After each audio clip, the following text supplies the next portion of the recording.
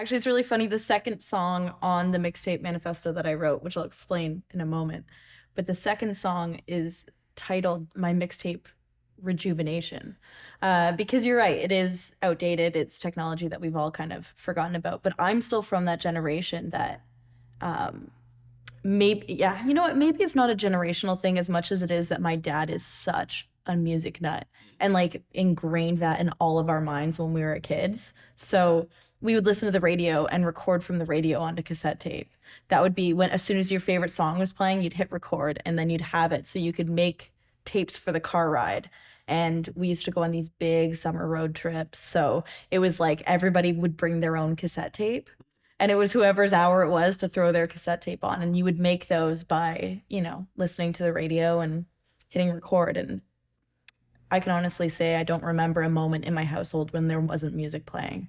Cassette tapes were just, forgotten about. Everyone kind of gave up on them. I was in, you as a mixtape lover will understand this probably more than most, but I was in a bad relationship. And I think mixtapes are the best for broken hearts. To this day, there's nothing that goes together like love and hate as a, fucking cassette tape. So, I was going through this fluctuation in a really rough relationship with someone who was, an audiophile, somebody who's obsessed with audio quality. And this is the kind of guy that has two needles for his record player, one for brand new records and one for old records, but still wouldn't put old records on, like he just didn't want to even damage it, right? So he was very into his 7.1 sound system and everything sounding pristine. And I think often at times when things go awry, or maybe it's just my restless spirit, I would find ways of rebelling against him and finding the opposite. So when I eventually did break up with that guy, one of the things I really got into was cassette tapes, because it kind of felt like a giant fuck you. What I've discovered since, what he always missed, was that you can listen to music as a social situation. You can listen to music to invoke feelings in your heart that are reminiscent of something else, another time, another place. And I think by using cassette tape, you get this like really warm, familiar feeling, It's a different experience than 7.1. It's very raw, and I think it's really heartwarming. I always felt like I had to hide some of my music because it was cheesy or it was bad. Like I couldn't embrace that I like music that, some people don't like. Some people that like 7.1 audio, shit like that. One of my first chances to open up was when the new Fleet Foxes album came out. And I felt like I had nobody to talk to because I felt like if I was feeling really insecure about my own opinions of music.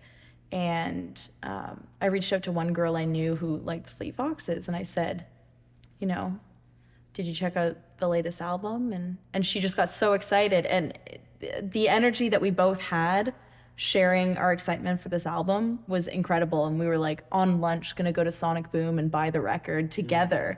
It was this crazy bonding experience. And then we started like having vinyl Sundays where we'd go over to each other's houses bringing, vinyls. And it just really cemented a bond between us that was really special because I didn't have an outlet. I didn't have somebody that I felt like I could share every song with. She sent me a message. She said, so-and-so broke up with me. And I was so busy and my heart was so broken for her and I knew how hurt she was. So I went home. I had about 15 minutes. I went through my record collection and I wrote little Post-its, and like on the protective plastic sleeve, I took a magic eraser marker and I would circle songs. So I made this like playlist for her through analog medium. And I just like ran up to her at work and I dumped the records on her desk and I was like, here's your, best friend until I finish work. And then we can, powwow about this and talk about it. So she texted me after she listened to the playlist I had made for her on vinyl. And she said it really helped. Like she was so low and she was feeling so garbage, but knowing that her friend was there through music really helped her, which made me feel amazing because I felt bad that I wasn't there. And so that was kind of the start. And I decided that I wanted to start doing that for more people because I love my friends so much and I value them. And I wanted to show them how much I cared. So I went through and I started making my friends individual cassette tapes. And I didn't really tell them what was going on. I just randomly would show up with a cassette tape that I had personally glittered. This is actually glow-in-the-dark Mod Podge too. So if you like hold it up to a light and then, go to the dark, it glows. It's, every little excessive touch. So I made them all cassette tapes and I was bringing them around, and I was talking to a woman about how I'd been doing this. And, I kind of the original plan was to drive across Canada and make mixtapes for people out of the trunk of my car. That's what I just wanted to do originally. Like, next to the guys out east that sell, lobsters out of the back of their truck, there would be me with my cassette tapes.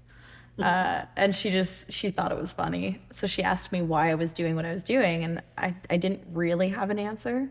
So I went home, and something you probably noticed with all of us music fans is we're obsessive and we obsess over shit. So I just kept trying to dissect in my head why I was doing what I was doing. And the only way I could make any sense of it was to make a playlist. And so I chose 7 songs and each one of them represented a different stage as to why I was doing what I was doing, why I wanted to drive across Canada, why I wanted to give people cassette tapes, and, why I was hurting. So, I went through and I chose my songs. Took a while to choose them, but they were all relative to moments. The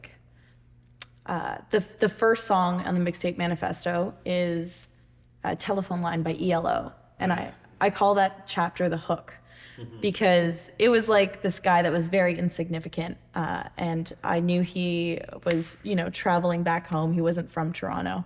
And on one of the last nights that we were in bed together, we played Telephone Line. That was his request. I have this huge vinyl collection, and he's like, "Oh, you have ELO? Let's put on Telephone Line. It's such a good song." And, that's such an ominous song to be playing with, a lover beside you, is, this heartbreaking song. Right. So I went through and I was making him a cassette tape and listening to that ELO song over and over again and just being so hurt about it. But it was just so funny how I had that moment that we shared together connected to this incredibly heartbreaking song. And now every time I hear it, I think of him, Right. So that was the hook, and everybody's been there. Everybody has had, some scorned lover or not even scorned, just love lost. When you connect with someone and there's some song playing, there's some moment, some beautiful thing, and then you listen to it once they're gone and it just makes you sick. So completely heartsick. All of those situations were from this piece of writing that I wrote called the Mixtape Manifesto. Each song I wrote, pretty well the story I reiterated to you guys about what I had been going through. And I just decided to print them out, self-funded, and bring them to these great record stores across Canada. And what did you want them to do? Do you want them to sell them? No, I just wanted them to be at the front desk in Right. case somebody wanted to read them. It didn't feel like something I really wanted to sell. Right. It didn't feel like it was a product that needed to be, I would just rather stick it in libraries. But I felt like the people that would be reading it would be, at record stores rather than Right. at the public library. So these were independent and used record stores and that sort of thing? Yeah. Yeah, exactly. Yeah. So I would just go and I'd ask them if I could leave one on the counter, and they'd ask me if I wanted to sell it. And I'm like, no, I don't. That's beyond the point. It's just a feeling that I felt like I wanted to do this. Right. And again, so because there was a lot of shit going on in the city, this was my first real time to spend time alone with myself. When I was on the trip, I ended up writing the follow-up, moving on, the going forward, and I made connections to songs on the road to different experiences I was going through. And to keep with the analog theme, obviously I used maps instead of Google Maps for my trip, which was great. So this is mine. And stickers, because they make the world so much more exciting and bright. So this is actually it's really funny too. You can see I doodled little cassette tapes every time there was a song I was listening to on the road that I was like, this is that moment, So I'd remember. And then the red was me going out, and then the blue was me coming home. And Wow. I tried to I tried to write little memories along the way so I could remember.